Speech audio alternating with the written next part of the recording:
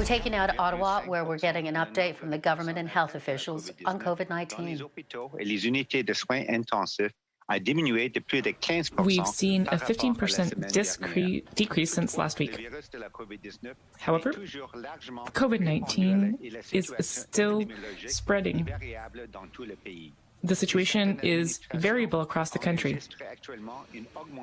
We are currently seeing an increase in the number of cases. The lifting of measures could result in an increase in transmission levels over the coming weeks. There are still uncertainties in terms of projections and the virus itself. This will have to be evaluated in the future. There is no doubt that our best chance is to remain vigilant. We must not forget our individual protection measures, which we have learned to do. We should continue to do so as we resume our activities and begin to gather. The WHO has declared this a pandemic 2 years ago. We've seen an increase in prevention and control measures. Together and individual, we have learned a lot on how to control viruses and measures to be implemented to protect ourselves and limit the spread of viruses. We have vaccinated millions of Canadians and helped protect them against serious illness. We have all taken personal measures to protect ourselves and protect others. We are aware of the risks in our communities, and we have mitigated this by staying home when ill and adding other layers of protection, such as wearing masks. We now have a vast network of protection, vaccines, and measures to reduce the spread of the virus. This is helping to protect our healthcare system. We need to continue to focus on the mitigation of social impacts of the virus. As we return to social and economic activities in person, we need to remain vigilant. The virus has not disappeared. We need to continue to apply everything that we have learned to protect ourselves in the long term. Given the upcoming break, there will be more reasons for travel and gathering. Individual assessment of risk is another good measure to take. It is just as important and routine as checking the weather every day. You must also consider the essential items to bring for any of these activities. Always continue to monitor the situation locally wherever you may be going. Ensure that you continue to follow recommendations from healthcare professionals. Specifically, if you're going to be traveling during the March break, ensure that you've been vaccinated against COVID-19. You should consider getting a booster dose, particularly those who are over the age of 50. You should continue to do this if you are going to be participating in any activities. Mask wearing still continues to be an important layer of protection. As long as the virus is still circulating, wearing masks and other individual protection measures will enable you and your families to mitigate the risk of infection and spread. It is important that we resume the activities and seeing people that we would like to do. But it's time that we face the impacts of the pandemic and also respond to future issues. We will continue to work together and protect the most vulnerable in our communities. We are better equipped to take up future challenges that may arise. Thank you, doctors, for that. The doctors have quite a bit of time with us today, so I'll try to get through everyone as quickly as we can. So remember, it's one question, one follow-up, and we're going to start with Adam Hurras from the New Brunswick Telegraph Journal.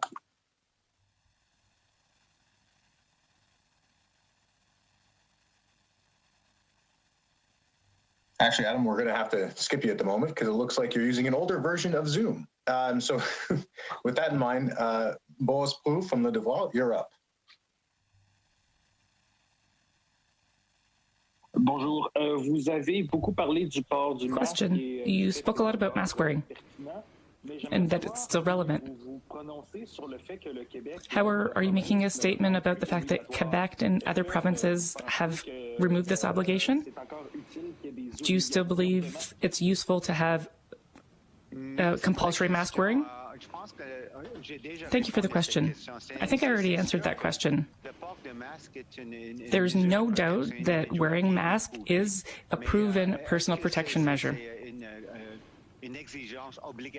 But is it an obligatory, a compulsory measure, or a personal choice for a protection measure? The risk must be assessed, and I think that's the question for governments, such as the government of Quebec. The aim is to find a balance between more restrictive measures that are imposed by the government. And we must compare that with public health recommendations. Then we also need to balance it out with personal choices. We continue to inform the general public about the best information, and there's no doubt that mask wearing is an important level of protection. This is especially important for those who may be more vulnerable. I believe that mask wearing is a good layer of protection. Even if it's not mandatory, we should not stigmatize those who wish to continue wearing masks in public locations. Thank you. You spoke about the fact that we need to prepare for future waves. How will we know that the pandemic is over? How will we know if there's another wave specifically in Canada? What will we do in this scenario? That's a great question. It's not an easy thing to say that the pandemic is over. I think that we have accepted that the virus is here to stay for quite a long time. And the question is whether the mortality and infection rates are manageable and can be handled by our healthcare system. I believe we're still at that stage, but we must continue to monitor the situation. We still continue to use tools to monitor the situation. And I think it's a good idea to continue looking at these indicators in case another variant of the virus emerges. At this time, we're lucky. I think we're over the Omicron wave, but that doesn't mean that there could be another variant of concern. And this new variant could have more concerning impacts. So it's always an issue of remaining vigilant. Okay, up next is Crystal Oak from Global National. Hi there. Thank you for taking my question. Can you hear me all right? Yes. Oh, great. So I just have a couple questions on Ukraine. So the immigration minister has announced a national interest exemption to allow unvaccinated and partially vaccinated Ukrainians to enter Canada through specific programs. I was just wondering, what is the protocol at the border if those coming into Canada test positive for COVID-19? And are there public health plans in place to accommodate that? Yes, thank you for the question. Of course, many government departments are working together to support the safe entry of persons leaving the Ukraine. I think that they will be asked to follow the current measures for vaccinated and unvaccinated travelers that arrive in Canada. Of course, we know that it's very difficult to get tested or maybe have the vaccination prior to arrival in Canada. But for those who are unvaccinated, they will be expected to undergo the usual quarantine measures and the testing regimens that are currently in place. And they will be supported in terms of getting vaccinated should that be required. And as a follow-up, so Ukraine has a relatively low COVID-19 vaccination rate. Are there any new measures or programs that are going to be introduced for refugees who would like to be vaccinated within Canada? Well, I think the programs already exist, and the provinces as well as the federal government are all very supportive. Anyone who isn't vaccinated with the current list of vaccines approved by Health Canada or those listed by the WHO are all supported in the provinces and territories to get additional doses as well.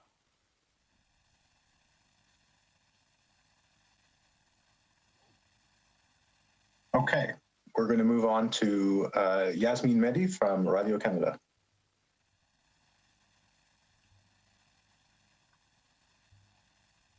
Est-ce que vous m'entendez? Bonjour. Oui. Excellent.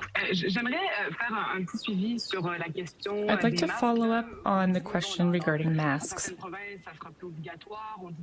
Talking about in some provinces, it's going to be a personal choice. Will you personally continue to wear a mask if it's no longer necessary in Ontario in 2 weeks? Or do you think it's too early? What is your choice? Thank you for the question. I think the issue is to constantly reevaluate the situation based on the risk threshold. For me, it depends on the epidemiology of COVID-19. I think for the time being, I personally will continue to wear a mask. I'll do so if I leave the home or I'm going into enclosed spaces or stores. In addition, I'll also wear it in events. So, me personally, I will continue to do that to manage the risk. I am fully vaccinated. I've also received my booster.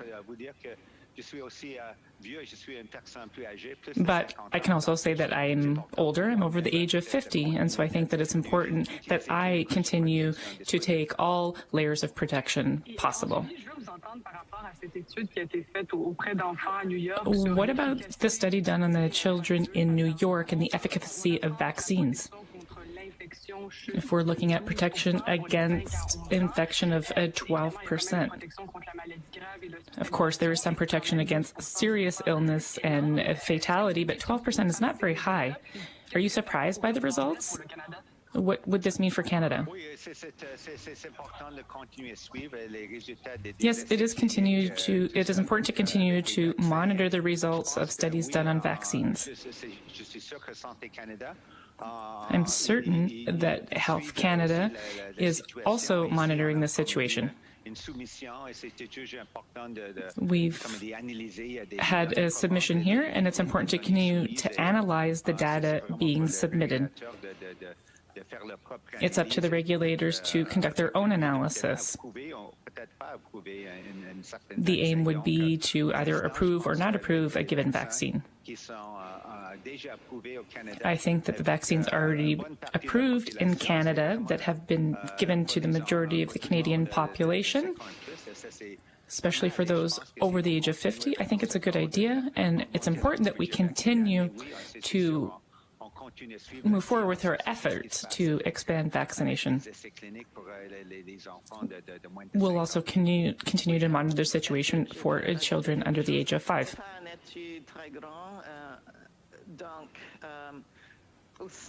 It's not a very high number.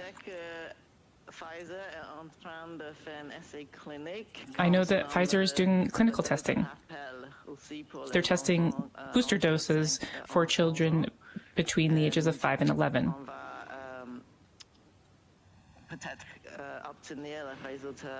I think that we will have results of that study soon.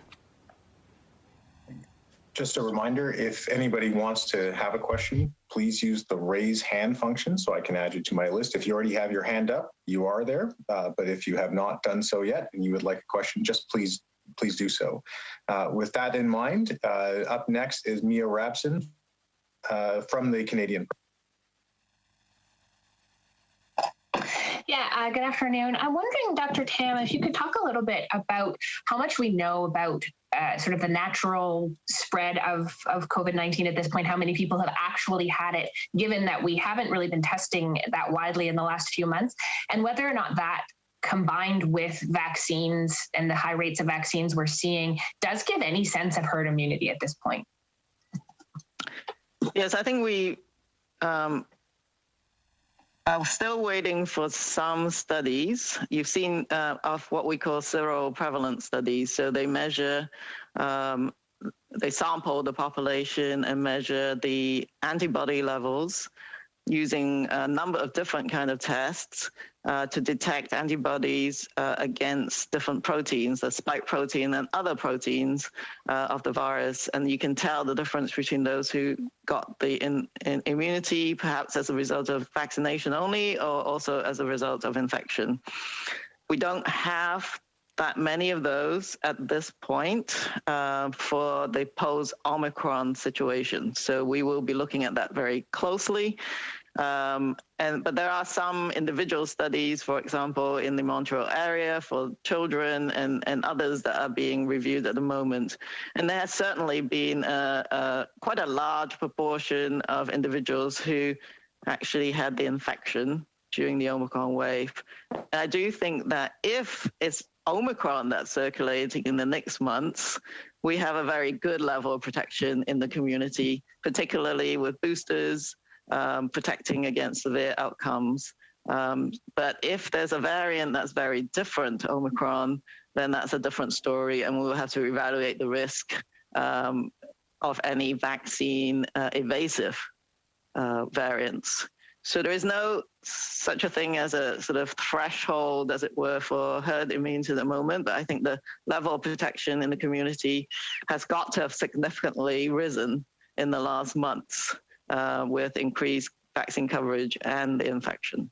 And that's the same globally as well.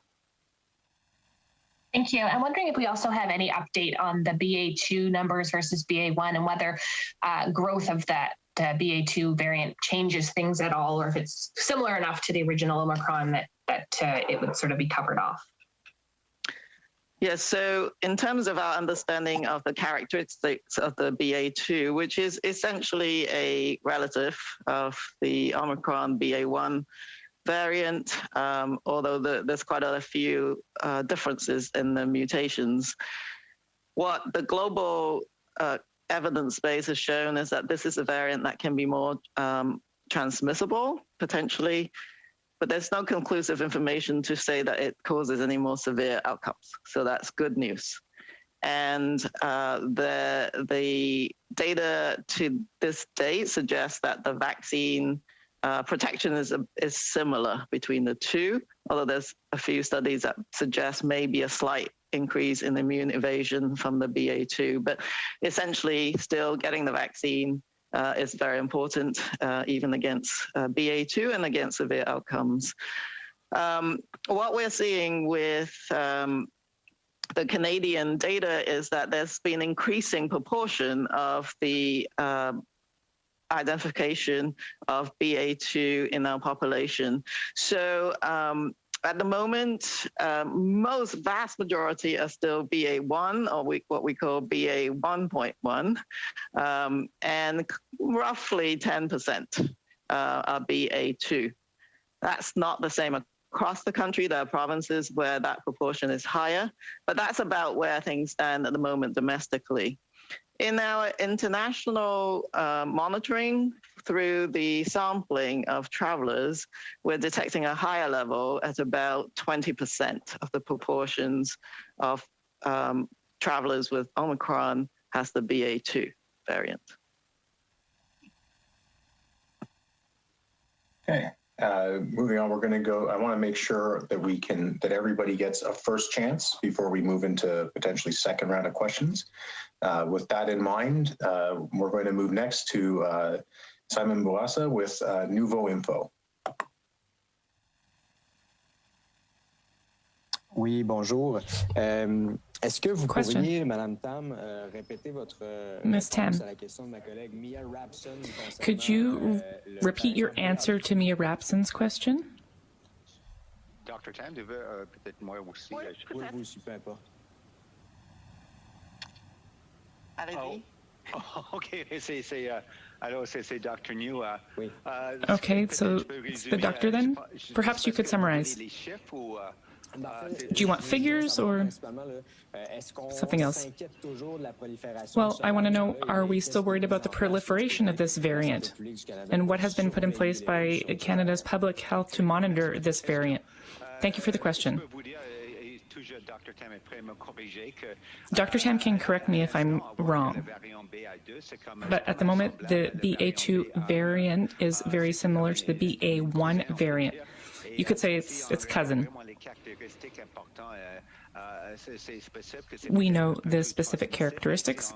It is transmissible, but we're looking at things more importantly like the serious impacts, vaccine protection against BA2 variant, and it's comparable to BA1 variant. It is something that we are monitoring. In terms of surveillance, we're looking at cases identified here in Canada. They're mostly BA1.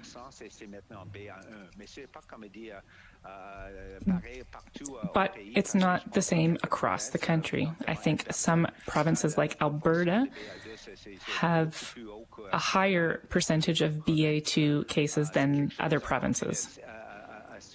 This is something we're continuing to follow. Our system, even at the borders, is seeing higher positivity rates. Those are about 20% among travelers who are arriving at our borders. About 20% of them are testing positive for Omicron and the BA2 variant specifically.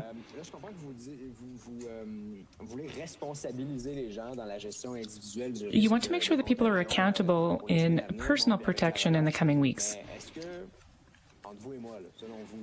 But in your opinion, are you still recommending that people avoid travel or going abroad? Or are you giving them free rein to decide for themselves? Well, first of all, I think we need to assess the situation with the disease here in Canada, but across the globe as well. The Canadian government has changed guidelines for Canadians. All non-essential travel abroad is still subject to recommendations. We're saying you need to examine the situation where you are going. It's an issue of making an individual risk assessment. Perhaps if someone is older or has underlying conditions, it could be riskier for that person to travel abroad. You also need to look at the country of travel. However, one thing I can say, I know that a lot of Canadians are tired and they think that now is the time to travel south, especially with March break coming up. But I think, in my opinion, that we must absolutely ensure that everyone is up to date with vaccinations. Everyone is eligible for at least 2 doses and also the booster dose. This is especially important for seniors. As I said, we need to continue to use all possible layers of protection.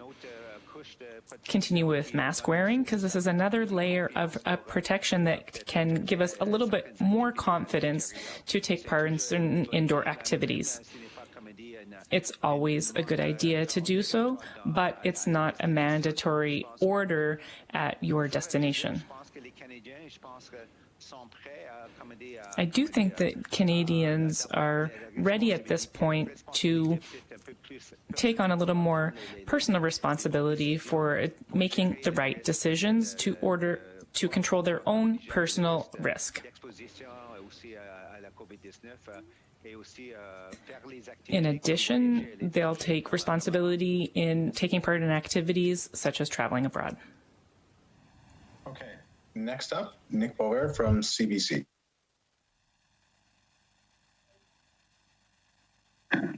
Good afternoon, doctors. Just a question about the provinces, which are moving, in some cases, pretty quickly right now to lift some of these restrictions. There could be a situation, depending on which province you're in, where in the near future you could go do karaoke at a packed bar without having to show a vaccine passport or even be vaccinated, but you couldn't get on a train, say, and go to another province. Is there any risk from a public health perspective when you've got Canadians living under what may be quite different rules in the near future?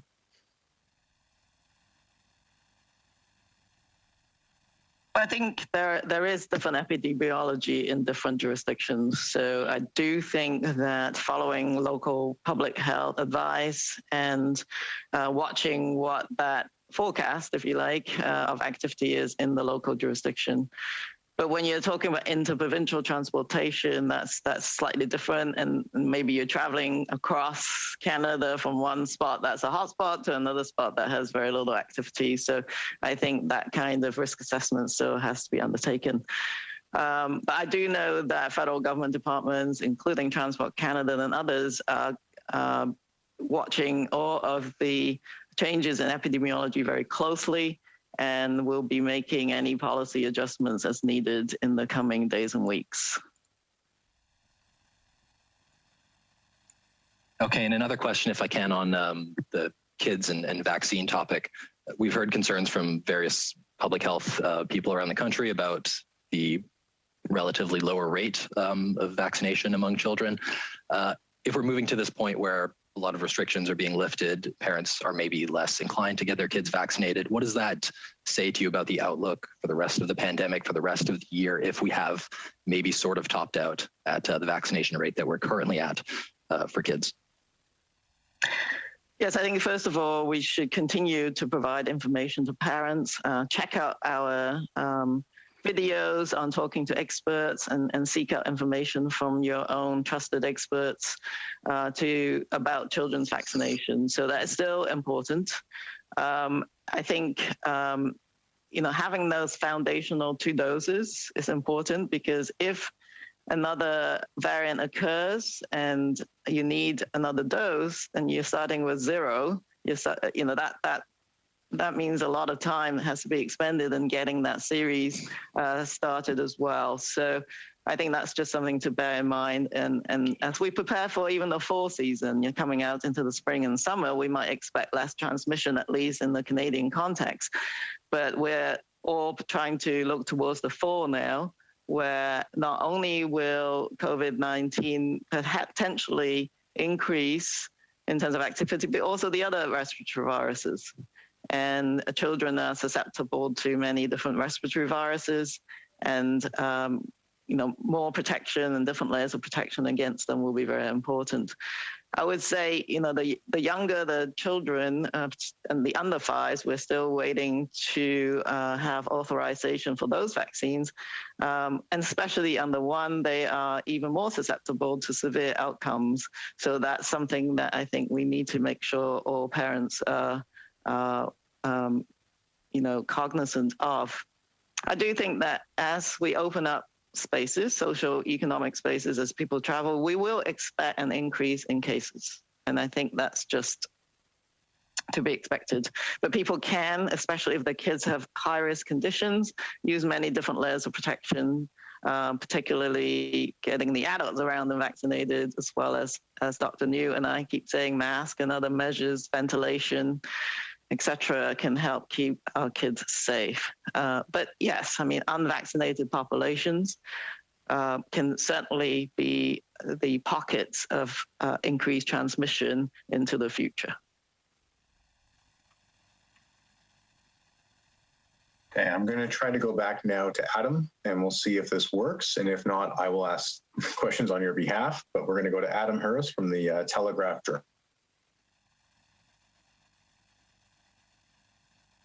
Thanks, Jordan. Good afternoon. Thanks for taking our questions.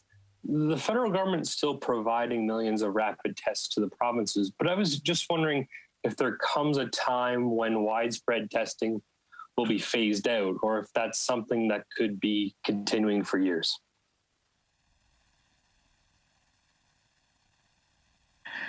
It's Teresa Tam. I'll try and answer that question. Yes, the rapid tests, many of them have been developed and many of them authorized, becomes important tools.